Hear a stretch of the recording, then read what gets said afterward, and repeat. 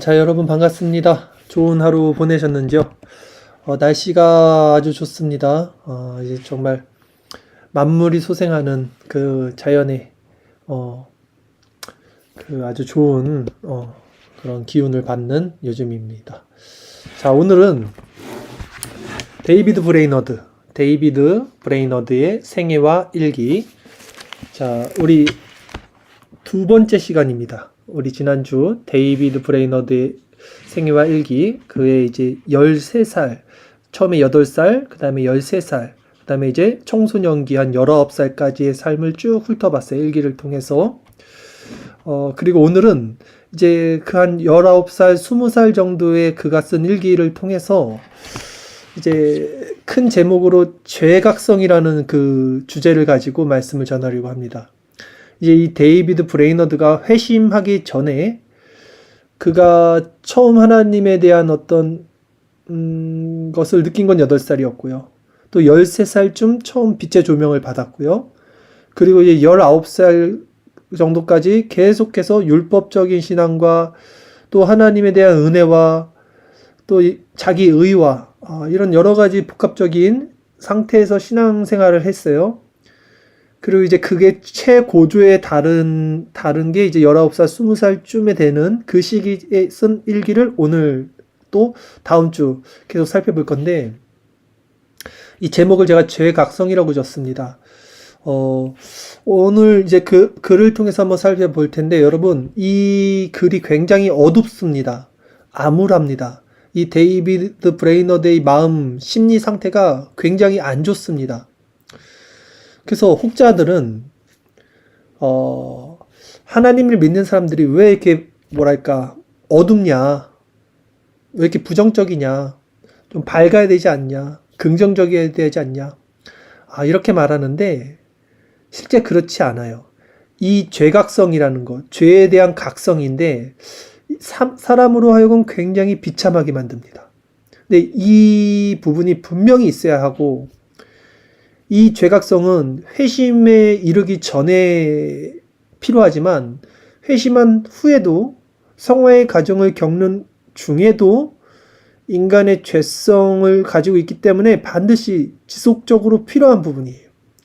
근데 이 죄각성에 느끼는 정도가 어느 정도인지 오늘 이 데이비드 브레이너드의 글을 통해서 한번 여러분 보시면 아마 놀랄 겁니다. 그러니까 여러분들이 죄를 짓고 하나님한테 나는 정말 죄인인가 보다, 용서해 주세요, 이런 차원이 아니라 존재적으로 자기가 얼마나 비참한 죄인이고 그 죄의 값이 하나님의 그 진노가 얼마나 큰지를 그 영혼이 그것을 느끼는 거예요.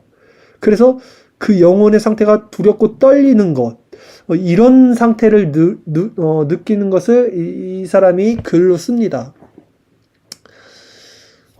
아까도 말씀드렸지만 기독교 안에서 뭐 소위 잘 되는 나, 적극적 사고방식, 긍정의 힘, 이 조엘 오스틴 같은 사람들이 말하는 이런 반쪽짜리 복음은요, 사실 수박 겉핥기식입니다. 우리가 정말로 기쁨과 그 진리 안에 있는 기쁨과 그 뭐랄까요, 밝은 빛을 경험하기 위해서는 실제 어두운 부분이 있어야 돼요. 그 어두운 부분, 그 죄에 대한 부분을 통해서만 참다운 그 빛, 그리스도의 아름다움으로 나아갈 수 있기 때문이죠. 근데 어느 기독교에서 이런 인간의 죄각성을 감춰버리고 그냥 계속해서 잘 되는 나, 적극적 사고방식, 긍정의 힘만을 말한다면 거기서 말하는 빛은 굉장히 약한 빛이고 반쪽짜리 복음이다라는 것이죠. 그래서 실상 이 어두운 부분, 죄의 부분, 이 부정적인 부분을 살피는 것이 꼭 필요하다. 그러나 참 어렵고 힘들어요. 고단합니다. 왜 우리가 이렇게 칙칙하게 살아야 하나, 이런 생각이 들죠. 항상 우리는 즐겁고 밝고 기쁘고 이렇게 살아야지 힘을 얻는 존재인데, 왜 사람이 이렇게 눌리고 죄에 눌리고 계속해서 고통받고 이 과정이 왜 우리에게 필요하나? 사실 원치 않아요. 저도 원치 않습니다. 그러나 이 비참함, 이 겸비된 심령, 이 낮아진 심령, 이 안에서 우리는 약할 때 강함의 대신 강함됨의 은혜, 또 가난한 영혼일 때 부자가 되는 은혜. 천국은 그들의 것이라 말씀하신 대로 우리 안에 이 죄성을 보면서 오늘도 한없이 무너지는 이 데이비드 브레이너드의 글을 같이 한번 보도록 하겠습니다. 자, 제가 이제부터 읽겠습니다.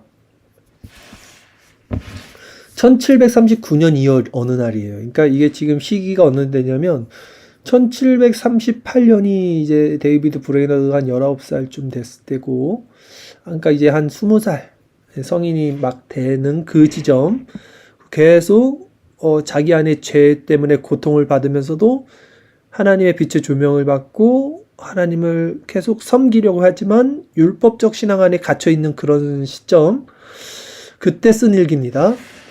일기가 굉장히 길어서 오늘 다는 못 다루고 어느 정도 한 5페이지, 4-5페이지 정도만 다뤘습니다. 한번 계속 볼게요. 어느 날 나를 정해 은밀히 금식과 기도를 드렸다. 자, 이 사람의 특심이 있어요. 이 사람이 지금 하나님을 얼마나 찾고 있는지를 단적으로 볼 수 있죠. 나를 정했다 그러는 겁니다. 왜 나를 정했습니까? 금식과 기도하기 위해서. 하나님을 정말 찾고 싶은 거예요. 근데 자, 보세요. 우리가 하나님을 찾을 때는 하나님을 찾을 수밖에 없는 마음의 상태가 있습니다. 사람이 배부르고 등 따시면 하나님을 찾지 않아요. 그러니까 이 사람이 지금 너무나 영혼의 고통을 받고 있어요. 그래서 어떤 날을 정했어요, 자기가. 그리고 은밀하게 금식과 기도로 나갔어요. 뭔가 굉장히 불편하고 힘들고 숙제 같은, 풀리지 않은 자기 안에 해결해야만 하는 그 부분이 있었다는 거예요. 그렇다면 실제 우리에게 이런 것이 있냐? 많은 사람들이 교회 안에 있지만 실제 이런 문제를 가지고 하나님께 나가지 않아요. 그냥 좋은 게 좋은 거고 항상 편하고. 그렇다면 그런 신앙은 점검해 볼 필요가 있는 거죠. 왜냐면 우리는 항상 이런 죄에 대한 민감함과 죄각성의 상태를 가지고 있어야 되는 것이 가난한 심령으로 천국에 다다르는 길이기 때문이죠. 자, 어쨌든 이제 계속 보겠습니다. 긍휼을 구하고, 이 사람이 지금 하나님께 뭘 구합니까? 긍휼, 자비를 구하는 거예요. 그리고 하나님께 끊임없이 부르짖으며 하루를 보냈다. 내 눈을 열어 죄의 악함과 예수 그리스도로 말미암은 생명의 길을 볼 수 있게 해달라고 부르짖었다.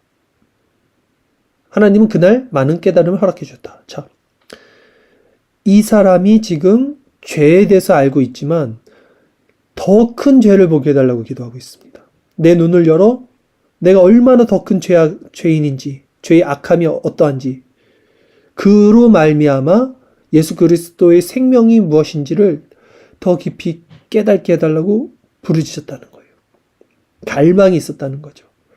그리고 그때 하나님이 많은 깨달음을 또 허락해 주셨다. 그러나 나는 여전히 내가 행하고 있는 모든 영적인 의무를 의지하고 있었다.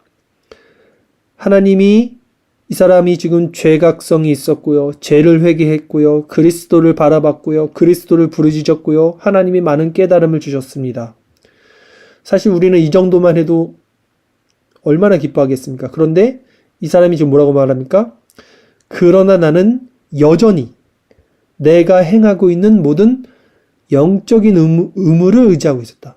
내가 행하는 영적인 의무. 그러니까 자기가 할 수 있는 율법적인 신앙 안에 갇혀 있었다는 거예요. 그걸 자기가 알고 있다는 거예요. 왜냐하면 이 일기는 나중에 쓴 일기란 말이죠. 실제적으로 죄각성에서 회심에 이르고 회심을 넘어가게 되면 다른 차원이 됩니다.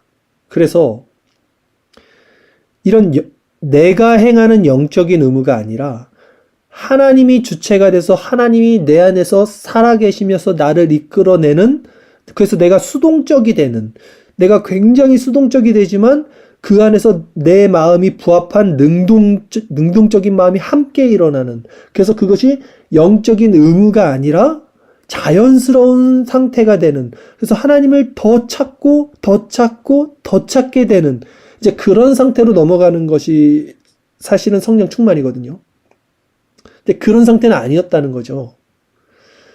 그 의무들의 선함이 없었고 내 마음속에 하나님의 영광에 대한 경외함이 전혀 없었는데도 말이다. 그러니까 제가 금방 말씀드린 하나님이 주체가 돼서 그 성령이 나를 강권적으로 이끌고 내가 전적 수동적이 되지만 그 안에서 또 내 속사람까지도 능동적으로 하나님을 따라가는 상태.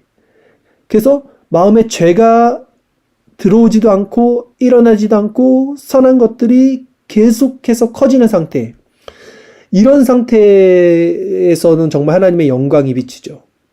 그런데 그런 상태가 아니에요. 그냥 율법적으로 계속 가는 거예요. 하나님을 찾는 거예요. 나쁜 건 아닙니다. 그러나 한계가 있다는 거예요. 한계. 인간 편에서 가장 최고의 열심을 가지고 하나님을 찾아도 결국 한계가 있다는 거예요. 그 한계 안에는 하나님의 영광도 알 수 없어요. 하나님의 영광이 뭔지를 비춰지질 않아요. 절대. 그리고 하나님의 영광이 없다면 하나님에 대한 경외함이 뭔지 모르겠죠. 그런 상태였다는 것을 고백하는 겁니다. 그러나 하나님은 오히려 그날의 노력을 내 무능함을 깨닫게 하는 도구로 삼아주셨다. 인간 편에선 최대한의 어떤 노력을 가지고 하나님께 다다랐지만 나중에 돌아보니 그날의 내 노력이 결국은 내 무능함, 인간으로서는 아무것도 할 수 없구나, 내 스스로 하나님께 나갈 수가 없게 됐다는 것을 깨닫게 해줬다는 거예요. 내 최선의 노력이. 때로 하나님이 나를 사랑하고 나로 인해 기뻐하신다고 생각하며 크게 격려를 받기도 했다. 그럴 때면 곧 하나님과 온전히 화목하게 될 것처럼 생각했다. 그러나 그 모든 것은 단지 억측에 불과했다. 억측, 그러니까 자기 그냥 생각, 억지로 끼워 맞춘 생각. 기도가 넓어질 때, 기도하면서 감정이 흘러넘칠 때, 혹은 선한 결단을 했을 때 일어나는 억측이었던 것이다. 그러니까 뭔가 자기 안에 하나님의 속성이 있어요. 빛이 빛입니다. 그러면서 스스로 만들어내는 거예요. 근데 그것은 억측이었다는 겁니다. 때로 내 추악하고 벌거벗은 모습을 보거나 주권자이신 하나님의 심판의 손길에서 빠져나올 수 없는 무능함을 느끼면 나는 다시 깊은 절망에 빠지곤 했다. 그러면 견딜 수 있을 때까지 애써 그 생각들을 피하려고 했다. 한 번은 끔찍하게 두려운 절망과 고통이 엄습해왔다. 그러니까 간헐적으로 하나님께서 그 죄가 어떤 것인지를 계속해서 보여주는 거예요. 이 사람에게. 그래서 이 사람이 지금 죄각성을 겪고 있는 상태예요. 근데 한 번은 어때요? 끔찍하게 두려운 절망과 고통이 엄습해왔다.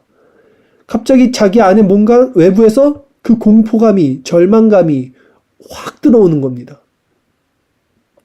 하나님 앞에서 나 자신을 부인하며 모든 선함이 벗겨진 채 벌거벗은 모습으로 서 있다고 생각하자 너무나 두렵고 끔찍하게 느껴졌다. 벨릭스가 바울에게 말했던 것처럼 그런 생각들에게 즉시 이렇게 말하고 싶은 심정이었다. 지금은 가라. 그러나 치유받기 위해서는 반드시 내 끔찍한 상태를 더 알아야 한다고 생각했다. 자, 하나님 앞에 서는 것이 인간으로서 너무나 두려운 일이에요. 그래서 이 사람이 지금 죄각성, 그 빛의 조명을 조금씩 받으니까 그걸 너무 피하고 싶은 거예요. 그러나 또 한편에서는 내가 이것을 피하면 안 된다. 내가 치유받기 위해서는 더 내 끔찍한 죄의 상태를 봐야 한다. 이 두 가지 마음이 마음속에 있다는 것입니다.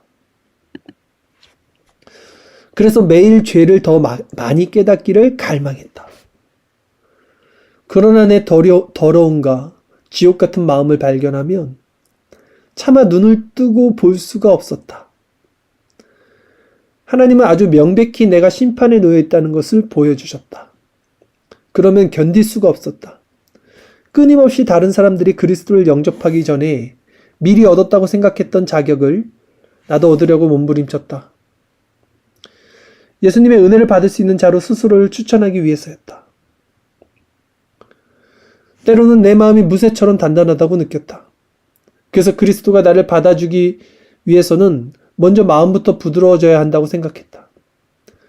마음이 녹아지는 것을 조금이라도 느낄 때면 이제는 즉시 마음이 온전히 녹기를 소망했다. 여전히 내 안에 절망이 남아있는 것을 발견할 때면 하나님이 나를 다루시는 방법에 습관처럼 불평하곤 했다. 그리고 다른 사람들의 마음이 부드러워지는 것은 하나님이 그들에게 긍휼을 베푸시기 때문이라고 생각했다. 그러나 내 절망은 여전히 제거되지 않고 남아있었다. 그러니까 우리는 지금 이런 글들을 보면서 우리가 생각해야 될 건 뭐냐면, 이 사람이 이랬구나, 이게 아니라 나에게 이런 상태가 있었는가, 나에게 지금 이런 상태가 있는가, 이 죄각성의 상태가 있는가를 점검하셔야 돼요. 왜? 제가 처음에도 말씀드렸지만 이 데이비드 브레이너가 경험한 것은 평균입니다. 평균. 모든 성도들이 다 같이 느끼게 되는 어떤 평균값이에요. 왜냐하면 성령이 한 분이시기 때문에 이런 죄각성의 고통은 누구나 성도라면 느껴야 된다는 거예요. 그러니까 보통 교회 안에 있는 사람들이 지금 이 사람이 느끼는 정도의 죄각성을 느끼지 않잖아요. 그러니까 얼마나 사실은 시작도 하지 못한 상태에서 기독교의 그 문에 들어가지도 못한 상태에서 스스로는 기독교인이라고 착각하고 있냐는 거예요. 오늘날 시대가 그렇다는 것입니다. 계속 읽겠습니다. 한동안 죄에 대한 깊은 깨달음 없이 영적으로 태만하고 게으르게 지내기도 했다. 자, 율법적 회개를 통해서라도 계속 하나님을 찾다가 또 한동안은 지친 거예요, 본인이. 그 삶이 너무 피곤한 거죠. 그래서 그냥 덮어버리는 거예요, 죄를. 죄를 덮어버리고 그 깨달음 없이 그냥 태만하게, 게으르게 지냈다는 거예요. 그러나 그때가 지나면, 그 게으르고 태만하게 지내는 것이 또 지나면 어떻게 되냐면 죄에 대한 깨달음이 더 맹렬히 나를 사로잡았다. 더 고통스러워지는 거예요, 이제. 어느 날 밤의 일이다. 홀로 외로이 밖을 거닐고 있을 때였다. 갑자기 내 죄가 적나라하게 보이기 시작했다. 집에 도착하기 전에 두 발을 딛고 서 있는 땅이 입을 벌려 나를 집어삼킬까봐, 내 영혼을 지옥에 금방이라도 내동댕이 칠까봐 두려움에 떨었다. 그러나 다른 사람들이 내 괴로움을 눈치채지 못하게 하려고 억지로 잠을 청했다. 다른 사람들이 알까 몹시 두려웠던 것이다. 거의 한숨도 잠을 이룰 수가 없었다. 아침에 눈을 떴을 때 지옥에 가 있지 않다면 그것이야말로 기적이라고 생각했기 때문이다. 자, 제가 예전에도 이런 말씀 몇 번 들은 적 있을 거예요. 죄각성의 상태에 빠지게 되면 잠잘 때 동일한 경험을 저도 했습니다. 다음날 눈을 못 뜰 것 같은 거예요. 내 죄가 너무나 커서 만약에 내가 다음날 눈을 뜨게 되면 정말 그거는 하나님의 기적이다 라는 생각을 갖고 잠을 든 적이 있어요. 그러니까 그만큼 이 죄가 뼈를 떨리게 해요. 내 뼈를 실제적으로 떨리게 하더라고요. 그리고 정말 이 사람 말처럼 내 죄가 남들이 알까봐 몹시 두렵기도 하고요. 그러니까 이런 진짜 경험들이 여러분 안에 있는가? 저는 이것을 묻는 거예요. 왜냐하면 이것은 성도라면 누구에게나 이 죄각성은 있을 수밖에 없어요. 왜냐하면 이사야도 그렇고 하나님을 실제 만날 수는 없지만 하나님의 빛 가운데 드러나게 되면 인간이 얼마나 취약하고 비참하고 죽어야만 하는 존재인지를 실상 알 수밖에 없거든요. 근데 그걸 알지 못한다고 하면서 어떻게 내가 하나님의 백성이고 하나님을 안다고 말할 수 있겠냐는 거. 자, 계속 읽겠습니다. 한편으로는 죄에 대한 깨달음을 잃고 세속적인 안전 속으로 임박한 진노에 대해 무지했던 예전의 모습으로 되돌아갈까봐 두렵기도 했다. 그러니까 마음이 갈팡질팡하는 거예요. 그런 영적 무감각이 성령의 역사를 막을까 두려웠던 것이다. 그러니까 하나님을 전적으로 찾지도 못하고 그렇다고 세상으로 전적으로 나가지도 못하고 그 사이에 껴갖고 그렇다고 복음적 회개로 나가지도 못하고 율법적 회개의 최고까지는 가더라도 그것이 결국은 자기 의라는 것을 그 껍질을 깨지 못하고 뭐 그런 비참한 상태인 거예요. 이게 사람을 참 미치게 합니다. 왜냐면 내 스스로 해결할 수가 있는 부분이 아니니까. 자, 언제나 죄를 깨닫고 그 심각성을 볼 때면 영적인 잠에서 깨어나는 듯 했다. 그러나 이런 확신이 들고 스스로가 구원을 향해 어느 정도 나아가고 있다는 소망이 들면 다시 마음이 무감각해지고 나태함에 빠지곤 했다. 자, 보세요. 뭔가 계속 신앙이 또 열심히 하면 좋아지는 것 같아요. 근데 나 이제 좀 좋아졌나 보다 했더니 또 무감각해져요. 영적으로. 나태함에 빠집니다. 이 사이클이 계속 반복되고 있어요. 그리고 나태해지고 죄에 대한 깨달음이 희미해지려고 하면 또 즉시 죄의 자각이 나를 깨우며 괴롭혔대요. 또 때로는 어떤 구체적인 기회나 수단을 통해 회심을 향해 큰 걸음을 옮기고 더 많이 나아갈 수 있지 않을까 하는 기대하는 마음도 품게 됐다. 그러니까 미치는 마음이죠, 이게. 계속해서 죄 가운데 고통을 받고 또 하나님을 찾고 또 죄를 짓고 또 은혜를 받다가 또 하나님을 잃어버리고 이게 반복되는데 이게 큰 차원에서 보면 여러분 이게 은혜입니다. 이게 은혜예요. 제가 지난주 설교 때도 말씀드렸지만 가시가 있어야 돼요, 우리는. 가시가 우리를 하나님께로 나가게 합니다. 우리의 연약함이. 오히려 이런 죄각성이 없어요, 어떤 사람들이. 그리고 자기는 주일날 예배를 드리고 헌금도 하고 또 어느 정도 신앙의 그런 어떤 행위들, 은혜 방편을 공급받고 그럼으로써 난 만족해, 난 괜찮아 라고 생각한 사람들이 있으면 저는 그 사람들이 제일 위험하다고 생각합니다. 오히려 계속해서 자기 안에 죄 때문에 고통을 받는 사람들, 그게 가시가 돼서 존재적으로 주님을 찾을 수밖에 없는 상태로 나가는 사람들, 그게 그 사람에게는 정말 힘든 일이지만 사실 죽을 것처럼 힘든 일이지만 그러나 그것이 은혜의 삶이다. 역설적이죠.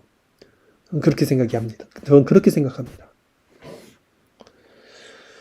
많은 실망과 커다란 고통, 당황스러움을 느끼게 되면 하나님이 인간을 다루시는 방법에 대해 격렬하고 신랄한 악의를 품었다. 근데 저는 이 데이비드 브레이너드의 글을 통해서 이 부분은 이해를 못했어요. 무슨 글이냐면 저는 13살 때 빛의 조명을 받고 30살 때 회심을 했고 그 사이 하나님을 떠남에도 불구하고 하나님에 대해서 굉장히 이렇게 적극적으로 신랄하게 그리고 격렬하게 악의를 품지는 못했어요. 품는 마음이 들지는 않았어요. 근데 이 사람이 지금 어떻게 얘기했냐면 많은 실망과 커다란 고통, 당황스러움을 느끼게 되면 하나님이 인간을 다루시는 방법에 대해 격렬하고 신랄한 악의를 품었다 그래요. 저는 그 고통과 죄 가운데 있었음에도 하나님은 선하시다. 내가 못나서 내가 죄인이라 그렇지 하나님의 뜻은 선하시고 크다. 이런 생각은 있었거든요, 늘. 근데 그렇지 않은 거예요, 이분은 지금 글을 보면. 그러면 전능자와 다투는 가장 두려운 마음에 내동댕이 쳐지고 난다. 그러니까 전능자와 다투는 마음. 그러니까 제가 제일 이해가 안 되는 부분이 사람들이 하나님을 원망하는 걸 들을 때는 정말 깜짝 놀랍니다. 아니, 어떻게 하나님을 원망할 수 있지? 아니, 어떻게 인간이 하나님을 원망한다고 말할 수 있지? 그런 생각을 상상이라도 품을 수 있지? 저는 실제 이해를 못해요, 그거를. 어떻게 그럴 수 있지? 근데 지금 이 데이비드 브레이너드도 그 전능자와 다투는, 근데 그것이 가장 두려운 마음이라는 고백을 하는 거예요. 가장 위험한 마음이죠. 가장 공포스러운 거죠, 이거는. 어떻게 하나님과 다툴 수 있습니까? 하나님을 대적하는 거거든요, 이거는. 그러고는 아담의 죄를 후손에게 전가한 것은 전적으로 잘못된 것이라고 불평했다. 그러니까 이런 것들, 하나님을 지금 원망하고 있는 것들. 사악한 내 마음은 종종 예수 그리스도를 통하지 않은 다른 구원의 길을 구했다. 사나운 경량이 있는 바다처럼 혼란스러운 생각에 빠진 채 다른 수단들을 통해 하나님의 진노에서 벗어나려고 몸부림쳤다. 그러니까 다른 종교, 다른 어떤 것들, 진리를 찾아서 돌파구를 마련하고 싶었다는 거죠. 무신론으로 가득 차서 나에 대한 하나님의 계획과 섭리를 무산시키려고 시도하거나 하나님의 진노를 피해 그분의 눈에서 숨으려는 계획을 품기도 했다. 그러나 이런 계획들이 헛되고 아무 유익도 주지 않는다는 것과 나 자신을 구하기 위해 아무것도 시도할 수 없음을 깨달았을 때 내 마음은 가장 끔찍한 생각으로 가득 차곤 했다. 결국은 가장 끔찍하게 된 상태. 하나님을 대적했던 것이. 차라리 하나님이 존재하지 않기를, 그 하나님을 통제할 수 있는 다른 신이 존재하기를 바랬던 것이다. 이런 생각까지 했다는 거예요. 이게 가장 끔찍한 생각이잖아요. 하나님이 존재하지 않기를 바랐다. 그러니까 이게 지금 완전히 사탄한테 사로잡힌 사탄적 생각을 한 거죠. 자, 계속 보겠습니다. 물 한 잔 먹겠습니다. 이런 생각과 갈망은 자주 내가 알아차리기도 전에 이미 마음속에서 은밀한 갈망으로 꿈틀대고 있었다. 그러니까 자기가 이걸 입 밖으로 내지 않아도 이 내면 깊은 곳에서 하나님을 대적하는, 하나님을 경멸하는 그 마음이, 그 갈망이 꿈틀대고 있었다는 거예요, 자기 안에. 그러나 그 모든 생각은 순전히 내 것이었다. 죄인인 내 것. 그것들을 떠올리며 두려움으로 떨었지만 말이다. 내 마음이 하나님에 대한 적대감과 원망으로 가득 차 있다는 것을 생각만 해도 고통 속에 빠져들었다. 하나님의 진노가 불현듯 내게 임할까봐 두려움에 떨었다. 전에는 성경과 다른 책들이 말하는 것만큼 내 마음이 약하다고 생각하지 않았었다. 때로 마음을 선하게 하려고 겸손하고 순종적인 기질로 만들려고 몸부림치기도 했다. 인본적인 방법으로 선하게 살려고 마음을 마음 공부했다는 거예요. 내 안에 선함이 있기를 간절히 원했다. 그러나 준엄한 율법과 하나님의 주권을 생각하면 그토록 주의를 기울이고 살피며 선한 마음으로 바꾸려 했던 마음의 부패가 다시 일어나곤 했다. 그러면 마음속에 가득한 죄악이 본물처럼 사방에서 터져나왔다. 그러니까 하나님의 율법과 주권을 생각하면 그 기준에 나를 비췄더니 내 안에서 그냥 죄악들이 본물처럼 튀어나온다는 거예요, 또. 구원을 얻기 위해 그리스도와 더 친밀해지기 위해서는 깊은 겸손을 지녀야 한다고 생각했기 때문에 그런 겸손함에 절대적으로 필요한 확신들을 마음속에 만들어내려고 노력했다. 그러니까 자기 힘으로 뭔가 계속 하고 있어요, 이 사람 아직까지. 예를 들면 하나님이 나를 영원히 버리신다 해도 온전히 의로우신 분이라고 확신하는 것이었다. 그러니까 자 보세요. 이게 맞는 말이거든요. 하나님이 나를 영원히 버리신다 해도 온전히 하나님은 의로운 분이시다라고 확신하는 거. 근데 이 사람은 이 생각까지도 자기가 한 거예요. 그러니까 이게 옳은 생각인데 이게 하나님의 은혜로 내 마음에서 일어난 게 아니라 이게 정답이라는 걸 알기 때문에 내가 내 의지를 가지고 이걸 만들어낸 거예요. 내 안에서. 그게 잘못된 거예요. 따라서 만일 하나님이 내게 긍휼을 베푸신다면 완전한 은혜라고 믿었다. 그러니까 맞는 얘기를 다 하고 있어요. 근데 뭐가 문제인지를 여러분들이 이걸 보실 수 있어야 돼요. 비록 내가 처음 수년 동안은 고통 가운데 있었고 종교적 의무를 그다지 잘 이행하지는 못했지만 그때보다 하나님께 더 열심을 내어 달려가는 지금도 여전히 하나님이 내 모든 기도와 부르짖음, 눈물로 인해 내게 더 긍휼을 베푸셔야 할 의무는 없었다. 그러니까 인간의 열심과 뭔가를 다해서 하나님이 이제 지성이면 감천이 있고 하나님 내가 이렇게 치성을 다해 하나님을 섬겼으니 이제 내 맘 알아주시겠죠? 요거 잘못된 신앙이라는 거예요.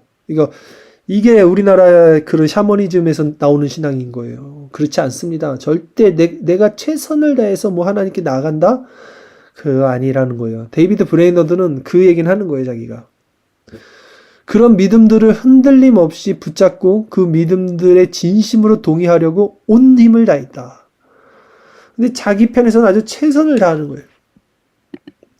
자신을 내려놓고 하나님의 주권 앞에 겸손히 엎드리기를 소망했다.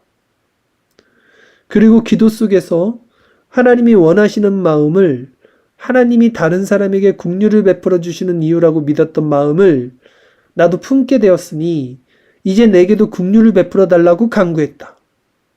그러나 조금도 평안을 얻지 못하고 여전히 죄책감과 진노에 대한 두려움에 억눌린 채 극심한 혼란 속을 헤맸다. 이상하죠, 여러분?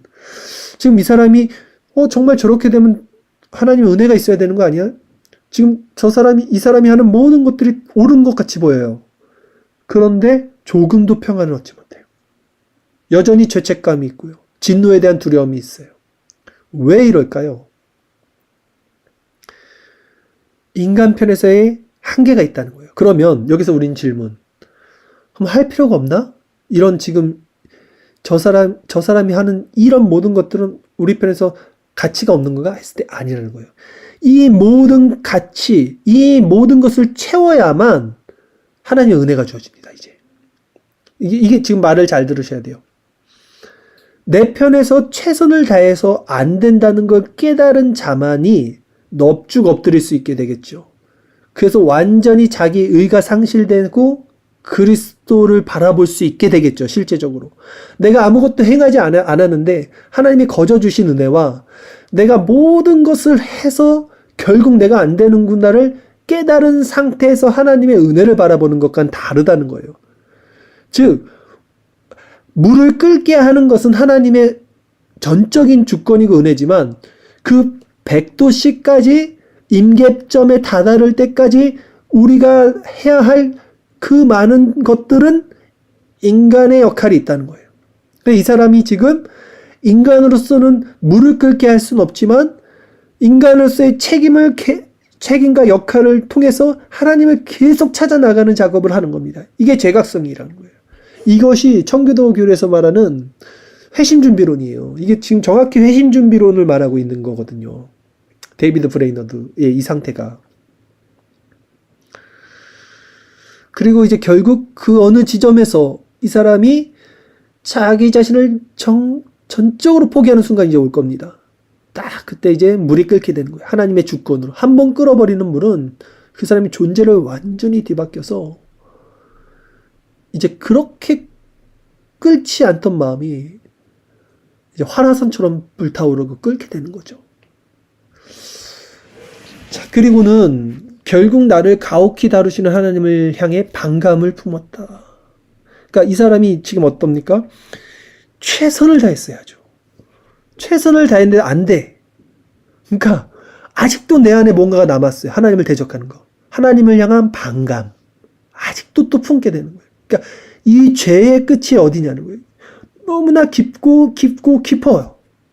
그 치열한 싸움을 하는 것입니다. 이것이 죄각성의 단계라고요. 그러니까 이 사람이 지금 죄 때문에 굉장히 자기를 비참하게 하고 고통스러워하는 모습들이 이렇게 보이잖아요. 이게 제가 평균이라고 하는 얘기가 그 철로 역정에 봐도 마찬가지고 그 크리스찬이 그 처음에 그 성에 살 때는 굉장히 고통스러워요, 혼자. 근데 다른 사람들은 아무도 고통스러워하지 않아요. 가족들도 아무도 고통스러워하지 않아요. 근데 크리스찬만 성경을 보고 나서는 와, 이 멸망의 도시에서 나는 벗어나야 된다 그러면서 막 안절부절을 하면서 고통스러워한다고요. 지금 이 데이비드 브레이너드만 고통스러워해요. 주변에 있는 사람들은 고통스럽지 않은 사람들이 많을 거예요. 오늘날도 마찬가지라니까요. 지금 이것을 보는 많은 사람들도 마찬가지라니까요. 대부분의 사람들은 고통스러워하지 않아요. 이런 글을 봐도. 뭐 이렇게 저렇게 힘들어 하나? 도대체 저게 뭐가 힘든 걸까? 이렇게 생각하겠죠. 그렇게 생각할 뿐이겠죠.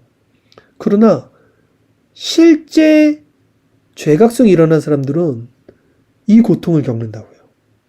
그러니까, 우리는 내가 얼마나 죄에 대해서 불감증에 걸려 있는지를, 그리고 내가 얼마나 하나님과 오히려 멀리 떨어져 있는 상태인지를,